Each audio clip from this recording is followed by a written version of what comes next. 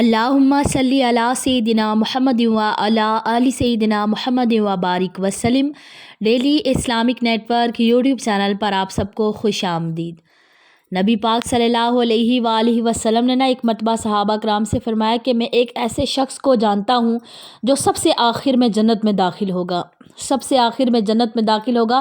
اور اس کو بیان کرتے ہوئے نبی پاک علیہ الصلوۃ والسلام اتنا مسکرائے کہ صحابہ کرام نے آپ علیہ الصلوۃ والسلام کے دانت مبارک دیکھے اور ان سے نور نکلتا ہوا دیکھا، یعنی کھل کر مسکرائے نبی پاک علیہ الصلوۃ والسلام۔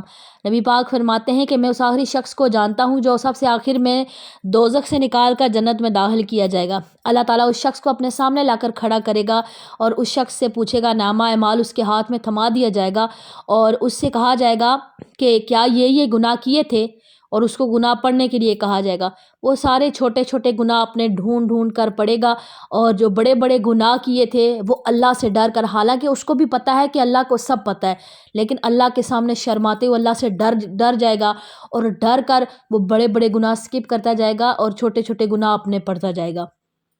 نبی پاک مسکرائے اور اللہ تعالیٰ فرمائے گا کہ یہ گناہ کیے تھے سارے، وہ اقرار کرے گا کہ اے اللہ کیے تھے، معاف کر دے، نفس غالب آ گیا تھا۔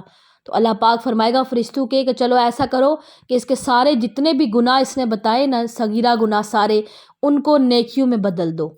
تو جب وہ شخص یہ سنے گا تو وہ چونک جائے گا کہ سارے میرے گناہ نیکیوں میں بدل دے، تو فوراً اللہ کے سامنے عرض کرے گا، اے اللہ میں نے تو چھوٹے چھوٹے گناہ بتائے ہیں، میرے تو ابھی بڑے بڑے گناہ بھی ہیں۔ تو نبی پاک یہ سن کر بڑا مسکرائے، تو اللہ تبارک و تعالیٰ اس کے تمام گناہوں کو نیکیوں میں بدل کر اللہ پاک اس شخص کو جنت میں جگہ عطا فرما دیں گے۔ صحیح بخاری اور صحیح مسلم میں یہ حدیث پاک موجود ہے۔